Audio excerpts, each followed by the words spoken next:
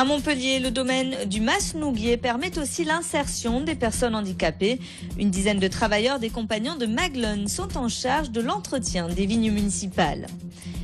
La gestion de l'eau à Montpellier, véritable serpent de mer. Alors que les élus de l'agglomération se prononcent la semaine prochaine sur le dossier, Europe Écologie Les Verts appelle à refuser une nouvelle délégation privée. Et puis la nuit des Camisards est à nouveau à voir à Alès, une fiction historique qui raconte les prémices de cette guerre entre protestants cévenols et catholiques en 1702. Et on commence avec ces 3 braquages qui ont été commis coup sur coup avenue de Lodève à Montpellier. Aux environs de 12h30, c'est tout d'abord une supérette du quartier Selle-Neuve qui a été la cible d'un vol à main armée. Les 2 ou 3 individus se sont ensuite attaqués à 2 tabacs, toujours sur la même avenue. Pas de victimes, simplement des individus qui ont pris la fuite à bord d'un véhicule qui lui-même avait été volé la veille dans le quartier d'Alco. Et ce véhicule a été retrouvé par la suite abandonné. L'enquête débute, on en est actuellement au stade des constatations, notamment sur le véhicule qui a été abandonné. 2 personnes sont entendues effectivement dans les locaux du SRPJ, mais ces 2 personnes ont été interpellées dans un autre cadre d'enquête. Elles sont susceptibles d'intéresser l'enquête, mais pour l'instant on en est là et je ne peux pas en dire plus. Et c'est donc le service de police judiciaire de Montpellier qui est en charge de cette enquête. Au Masnouguier, ce sont des viticulteurs pas comme les autres qui cultivent la vigne de la ville de Montpellier. Entretien des sols, taille, essimage, sarclage. Ils connaissent leur affaire et ont parfois plusieurs années d'expérience. Mais ces vignerons sont en situation de handicap. Et pour ces compagnons de Maglone, le travail au domaine municipal est une opportunité d'insertion professionnelle. Coralie Pierre et Adrien Linière. Thierry et Lionel sont tous 2 en situation de handicap. Pourtant, encadrés par un animateur, ses compagnons de Maguelone sont salariés dans les vignes du Masnouguier de Montpellier. Une grande nouveauté pour la ville qui confie son vignoble depuis cette année à l'ESAT de Maguelone dans le cadre d'un projet d'agriculture sociale. Notre intervention sur le Masnouguier à Montpellier s'est limitée à des activités de taille, cet hiver, de formation de jeunes parcelles, et également d'activités de printemps, d'ébourgeonnage, de palissage et de vendange en verre. Une initiative venue tout droit de Barcelone que Jean-Philippe Granier, directeur technique des coteaux du Languedoc, ramène dans ses valises suite à la visite de l'Olivera, l'ESAT qui produit le vin de la ville espagnole. Ce projet était intéressant parce qu'en Espagne, l'agriculture sociale est très développée, contrairement à la France. Et notamment dans le cadre du jumelage que nous avons à Barcelone, il était intéressant de s'initier à cette technique et d'essayer de le développer en France. Alors que 10% des Montpelliérains sont en situation de handicap, ce dispositif est un excellent tremplin pour les adultes handicapés qui souhaiteraient évoluer vers le milieu professionnel ordinaire. Les sorties ne sont pas très nombreuses parce que malheureusement la déficience intellectuelle est quelque chose qui ne se soigne pas. Donc on vit avec une déficience intellectuelle et à partir de là, on est ou pas en capacité d'aller dans le milieu ordinaire. Mais un certain nombre de compagnons, à raison de 1, 2 par année, vont vers le milieu ordinaire et accèdent ainsi à des travaux, des métiers qu'ils ont appris dans le cadre de l'ESAT. Mis en bouteille par les compagnons, les 15 000 blancs, rouges et rosés de la QVM sont destinés à être offerts à des délégations étrangères ou à être débouchés lors de dîners officiels. La gestion de l'eau dans l'agglomération de Montpellier une nouvelle fois pointée. Le 25 juillet, en conseil communautaire, les élus devront se prononcer sur la reconduction de la délégation de services publics pour 7 ans, sans doute à Veolia. Une période de transition avant de revenir à une gestion municipale de l'eau, selon Jean-Pierre Moore. Mais le président de Montpellier Agglomération n'a pas convaincu tout le monde sur ce dossier.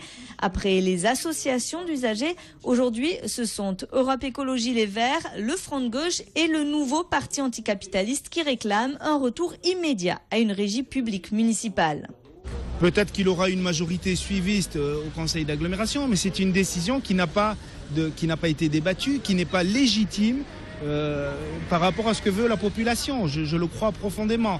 Et puis sur le fond, on voit bien que la délégation en Veolia ça veut dire de l'eau plus chère que ce qu'elle coûte réellement. Nous estimons que Veolia empoche une marge d'au moins 30%.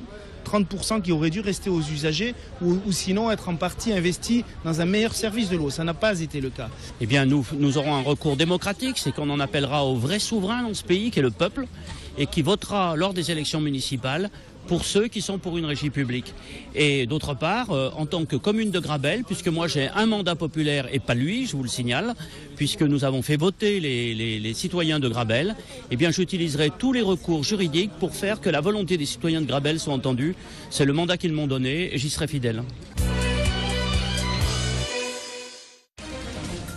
Les fêtes de la Madeleine débutent ce week-end à Beaucaire. 2 semaines de festivités autour du taureau avec le trophée de la Palme d'Or et 2 corridas. Il faut dire que l'identité taurine de cette commune est très marquée et pourrait être renforcée encore par la création de la première Fondation mondiale des tauromachie, des arts équestres et des traditions. Un projet porté par le maire de la ville et l'architecte Tom Garcia. Olivier Michel les a rencontrés. Une fondation qui enseigne et préserve les cultures taurines, l'art équestre et les traditions. Telle est l'idée qui a germé dans l'esprit de Tom Garcia et Thierry Rénal, 2 architectes qui en ont fait leur projet de fin d'études. L'idée de départ, c'est qu'est-ce que l'architecture, le trait architectural n'a jamais réalisé? Bonne question. Et la réponse était devant moi. C'était que l'architecture ne s'était, entre guillemets, jamais intéressée à créer une école de tauromachie. Les écoles de tauromachie existent, mais que dans des lieux d'emprunt, des lieux précaires. Créé il y a 15 ans pour voir le jour sur Arles, c'est finalement à Beaucaire, ville de tradition taurine, idéalement située entre Gare et Bouches-du-Rhône, que le projet pourrait devenir réalité. De la dimension d'un collège, avec ses propres arènes, la fondation dispenserait une formation de 5 ans façon sport-études. Oui, il existe des écoles taurines, mais qui ne font que le sport pour lequel ils vont. Et puis quand ils sortent, ils font quoi? Alors moi je veux bien, mais vous savez, c'est un sport qui est compliqué, délicat. Vous prenez un coup de corde, ce que je ne leur souhaite pas évidemment. Ça s'arrête du jour au lendemain. Si vous n'avez pas à côté fait ce qu'il faut pour rentrer dans une vie active, eh bien vous êtes un reclus et vous êtes livré à vous-même. Et là c'est plus compliqué. Pour l'heure, les porteurs de projets sont en train de monter l'association pour la fondation des tauromachie, des arts équestres et des traditions. Le projet devra ensuite faire l'objet d'une signature devant le Conseil d'État. Suivra la recherche d'investisseurs via un fonds de dotation. Le coût estimé de cette fondation est de 11 millions d'euros. À Alès, au pied du Crassier, la troupe du Zinc Théâtre ramène le public en 1702, quelques jours avant la guerre des Camisards. La tension monte entre protestants, cévenols et catholiques jusqu'à ce que le conflit éclate au cœur des Cévennes. En ce moment et jusqu'au 15 août, le spectacle historique La Nuit des Camisards est à voir à Alès. Stéphanie Humann. Nous déclarons nuls et comme non advenus toutes les concessions faites aux gens de la dite religion prétendue réformée, de quelque nature qu'elle puisse être. Nous sommes en 1702 dans le Gard. Les dissensions entre catholiques et protestants sont à leur paroxysme. Dans les Cévennes, c'est l'effervescence. Les assemblées secrètes se multiplient. La nuit des Camisards revient sur les 2 jours précédant le déclenchement de la guerre des Cévennes. Une histoire intimement liée à la région. Et tout le monde est bien convaincu de l'importance de jouer ce spectacle à Alès. C'est patrimonial, culturel, et puis en même temps, c'est pas un spectacle, enfin, c'est pas une fresque historique comme je l'ai lu dans la presse. C'est au contraire du théâtre contemporain et qui parle beaucoup d'aujourd'hui. C'est-à-dire que hier, j'avais des gens, on raccompagne le public à la fin. J'avais un spectateur qui me disait, mais c'est incroyable parce que ça nous parle des guerres de religion aujourd'hui. Des guerres de religion avec leur lot de fanatisme, de brutalité et d'incompréhension. La pièce invite les spectateurs à s'interroger sur ces tumultes du XVIIIe siècle qui font écho aux violences contemporaines. Je trouvais qu'elle était très bien, qu'elle représentait bien l'esprit cévenol et aussi l'esprit d'indépendance et de liberté. Et j'aurais pas cru qu'il soit aussi fanatique que ça. J'ai eu beaucoup de plaisir, j'ai beaucoup aimé le cadre, l'ambiance. J'ai pensé que c'était très dynamique. J'ai bien aimé sur le plan historique aussi, j'ai trouvé intéressant. Une soirée théâtrale en pleine nature au pied du Crassier à Alès à découvrir jusqu'au 15 août.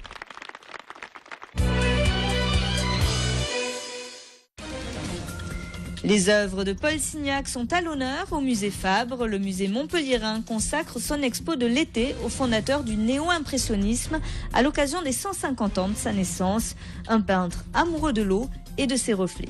Visite guidée avec Vincent Pereira pour midilibre.fr. Après Courbet, Odilon-Redon et Caravage, le musée Fabre de Montpellier présente Paul Signac, Les couleurs de l'eau. Ce célèbre artiste peintre est un néo-impressionniste, au même titre que Seurat ou Pissarro. Il est présenté à Montpellier pour la première fois. On peut dire qu'avant la guerre de 1914, tous les artistes en Europe ont eu leur phase néo-impressionniste, précisément parce qu'ils ont été influencés par Signac et parce que Signac était un peu considéré comme un grand maître. C'est un enchanteur de la lumière et un enchanteur de la couleur. Car ce qui intéresse avant tout Signac, c'est la couleur pure, de voir vraiment cette couleur intense. Et de plus en plus, quand on avance dans sa carrière, on se rend compte qu'il y a une palette de plus en plus rutilante, presque orientale. Paul Signac, né il y a 150 ans, était un marin émérite. Il a eu en sa possession une trentaine de bateaux et c'est tout naturellement que le peintre a trouvé son inspiration au fil de l'eau. Des bords de la Seine à la Normandie, des rivages de la Méditerranée jusqu'à Constantinople. Paul Signac, c'est bien sûr un grand peintre, mais c'est également un grand navigateur. C'est un grand amoureux de l'eau. Et il connaît évidemment tous les aspects techniques puisque c'est un grand marin. Il possédera 32 bateaux. Il gagnera de très nombreuses régates, à la fois dans le sud de la France, mais également en Bretagne.